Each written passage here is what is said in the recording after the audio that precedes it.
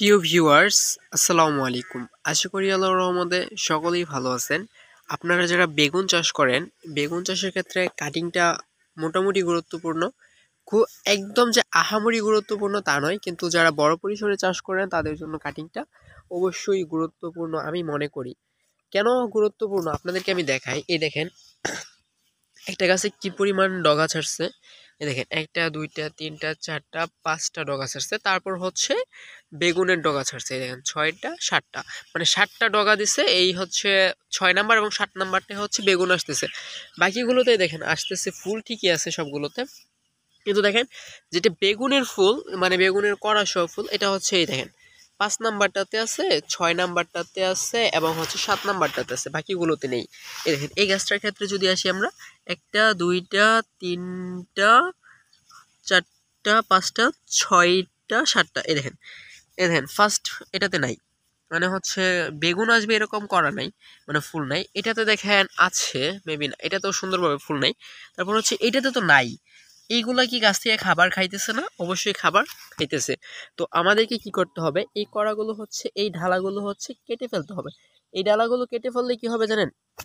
এই ডালাগুলো কেটে ফেললে এই ডালা যে খাবারটা সংরক্ষণ করতো, গাছ থেকে যে খাবারটা শোষণ করতো, সেই শোষণ মাত্রাটা কমবে এবং এই খাবারগুলো উপরের দিকে যাবে। ঠিক এই যে এটাও কেটে ফেলতেছি, এটাও হচ্ছে তেমন প্রয়োজনীয় না। এই দেখেন ফুলগুলো একদম ছোট, এগুলো বড় হবে কি না সেটা নিশ্চয়তা নাই। আমার ওই সেটের গাছগুলো দেখেন একটু বড় হয়ে গেছে, ওইগুলোতে আমি কাটিং দিছিলাম না, যে আর কি সবগুলো মানে সচরাচর বেগুন লাগালে তো কাটিং দেওয়া হয় না। তো ওইগুলোতে কি দেখলাম যে নিচের যে ডাগাগুলো ছিল, এগুলোর ফুলগুলো বড় হয় নাই, মারা গেছে, কড়া আসে নাই বেগুনের। তো এই সাইডের গাছগুলোতে আমি কি কাটিং দিয়ে দিছি, দেখেন খেতে দেখতে পাচ্ছেন ডগাগুলো। তো এখানে কি আরো কাটিং দিতে হবে? দেখেন এই ডগাটা একটু মোটামুটি বড় ফুল আছে, তো এটা রাখতে হবে। যেটা একটু বড় বড় ফুল সেগুলো রেখে দিতে হবে। এই দেখেন এই সাইডের ডগাটা আবার, এই দেখেন এই যে এই সাইডের ডগাটা, যে এই যে এই ডগাটা, এটাতে আবার দেখেন ফুল নাই। এই দেখেন বড় ফুল নাই। তো এটাকে কেটে ফেলতে হবে। এই দেখেন, এই যে এই ডগাটা হচ্ছে বড় ফুল ছাড়া। তো এই ডগাটাকে আমরা কেটে ফেলে দিলাম। এই দেখেন, এখানে বড় কোনো ফুল নাই। এই দেখেন আছে, কিন্তু এই দেখেন এখনো ফুল আসে নাই, কিন্তু এটা কিন্তু গাছ থেকে প্রচুর পরিমাণে খাবার খাইতেছে, তাই এটা কেটে ফেলতে। আর হচ্ছে এই যে যে পুরাতন পাতাগুলো আছে এগুলো কেটে দিবেন, কারণ এগুলোতে হচ্ছে গিয়া মোজাইক ভাইরাসে আক্রমণ করতে পারে। তাই পুরাতন পাতাগুলো অবশ্যই কেটে দেওয়ার চেষ্টা করবেন।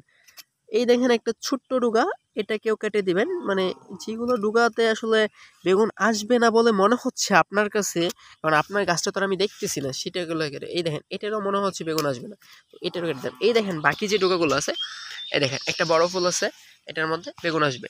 এই দেখেন এটা হচ্ছে গিয়া বড় একটা ফুল আছে, ছোট এ ডগা, তারপর ফুল ছাড়তেছে। এই দেখেন এটাতে হচ্ছে বেগুন চলে আসছে। এই দেখেন বড় ফুল আছে।